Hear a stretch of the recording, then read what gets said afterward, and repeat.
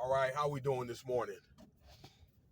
Probably top in the morning in some areas. Excuse me. Today is Friday. As we go into the weekend here, I know some of you guys are probably going to be getting on the road, or whatever that you do. Be safe in what you do, uh, and get home safely.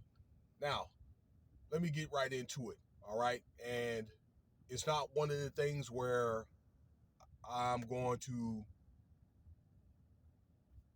give a lot of in-depth information. Okay, I'm just going off a few podcasts that I saw, and I like to make my assertion on it. Okay, I think that I have my right to opinion and the right to share my side of the story. And what I like to do is share things from a business corporate mindset. Okay, America is one of the few places, far few, that you have freedom of speech. Okay, it should be a right, I think, that we should enjoy and appreciate. It should not be abused. Okay, it should be, with a right comes with responsibility.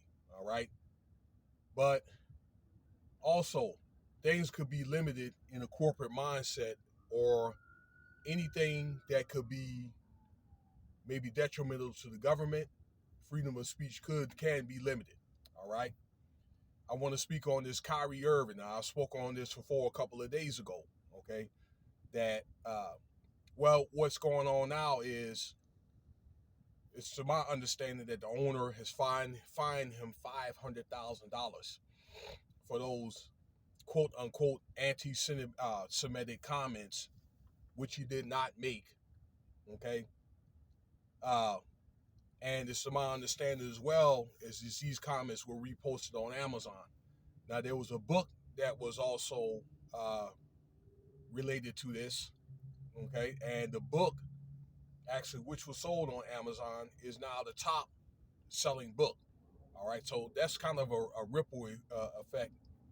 I don't know, like in a hedge type of way, uh, in a hedge reaction to these comments.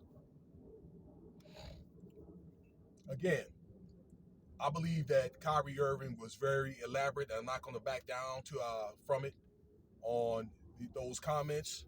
Okay, he didn't mention anything about like white, Jew, Caucasians, or whatever. Okay, he mentioned the true people look like the African people, look like me, look like him.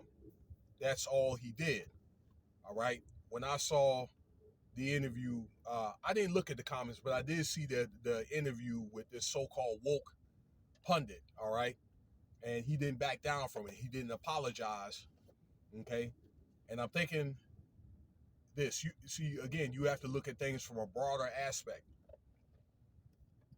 See, Kyrie is kind of like misfitish. I'm not saying the dude is disrespectful. All right, but I think that he had some problems in Boston, okay, with himself and Coach, what's his name, Brad Johnson. All right, then he may have kind of like had an abrasive demeanor. He don't come out and say that, but it might have been just his actions of labeled as very difficult person to deal with. Okay, very difficult character. And then you have to look during, what's that, 2022 and 2021. This dude hadn't been showing up, okay, because he refused to take the what, all right, the medical decision, I'll say, all right, because I want to be careful, like I say, myself, so I don't get flagged. So I just think, in my professional opinion, okay, that not only that the owner, he's looking for the Brooklyn Nets are looking for a rebate, okay, but I believe that the Nets and possibly even the league, they want to part ways with Kyrie Irving, okay, like I say, mainly because he ain't really been showing up. You don't show up to games and they paying you on top of that, okay, that means they lose revenue, okay, so. And you also have to look the money that those the kind of money that those guys make. All right, they pretty much want you to focus on your craft. Okay, not saying that you can't have a tongue, but they expect you to, a lot of that woke stuff or whatever, they don't want to hear it. I'm telling you, the corporate world don't want to hear it. You know, like I used to listen to a lot of those type of videos when I'd be Ubering and so forth, and I would get like feedback actually from the company when I was working at Lyft some years back about talking about things like religion, getting too much in depth with it, politics and that type of thing. All right, I don't know, show social injustice, that those things are not ideal to talk about, not probably during at the times that you're working. Okay, not saying that you can't, but then again, there's a time to do this and a time to do that. All right, like I know you've been told there's a time to do everything. It's like it relates to a scripture in the Bible as well.